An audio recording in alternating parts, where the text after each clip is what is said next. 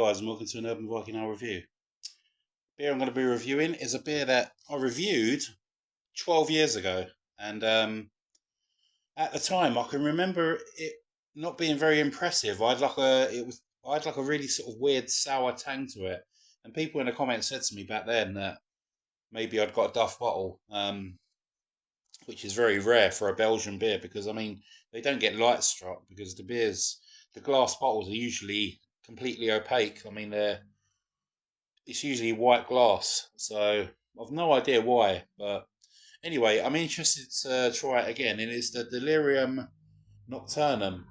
Um, One thing I've noticed is the ABV's gone down a 0.5% because it used to be 9%, but it's now coming in at 8.5. So, which is quite strange for a Belgian beer. I mean, supermarket beers you can understand them knocking it down a couple of ABVs, but not Belgian beers. But let's see how it tastes. So yeah, I'm expecting this to be like a nice sort of strong, dark Belgian beer. I do like this range. I've done their what was that beer? Oh, the Christmas beer, Noel, which was a really nice beer. I have to see if they still do that on Beers of Europe. Sorry, my speech is slightly slurred because I've had about 3 or 4 beers tonight. So anyway, beer in a glass. Nice, very dark amber colour. You can see a bit of light coming through there, as you can see.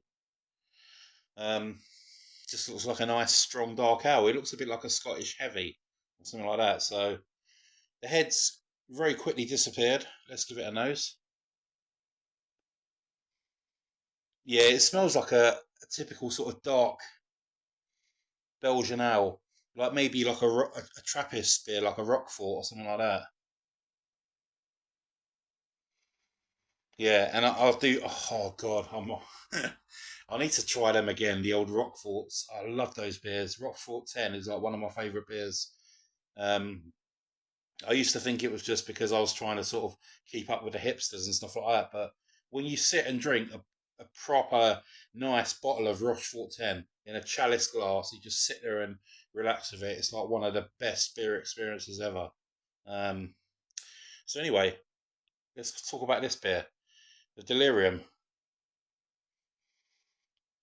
Yeah, there's very sort of like dark malts, nice chocolatey notes. You're not really getting coffee. You're getting more like a dark, biscuity sort of bready note, like a rye bread or something like that. Excuse me, got burps. Yeah, it smells really, really nice. So let's just crack this one off. Cheers.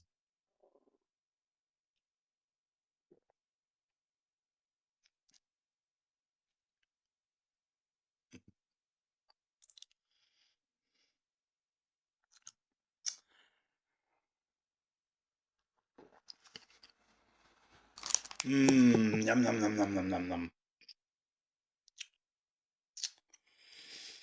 Yeah, that 0.5% hasn't affected it whatsoever. In fact, this tastes better than the one I had 12 years ago. You're getting those big sort of bolshy, dark bready notes which you get in like good, strong Belgian ales.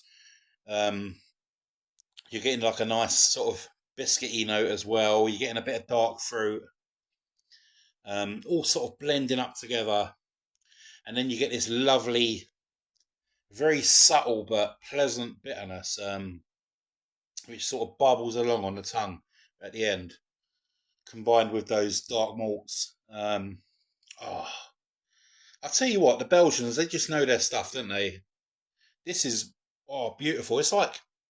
It's basically like dark rye bread in a can. Oh, it's beautiful. Really, really nice. I'm gonna just have to sit and savor this one once I've finished this review.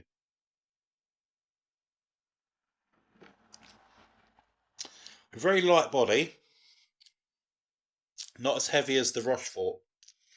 If I was to compare this to that sort of range, I'd probably put it as like a Rochefort 6 or something like that. But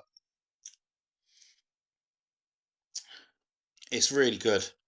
Really, really good. If you like your Belgian dark ales, you just can't go wrong with this beer. 100%. Delirium, what are you going to get? I'm going to give that a 9 out of 10. That is a cracking beer.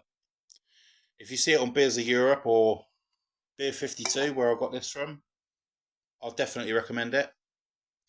And yeah, thank you very much for watching, and cheers.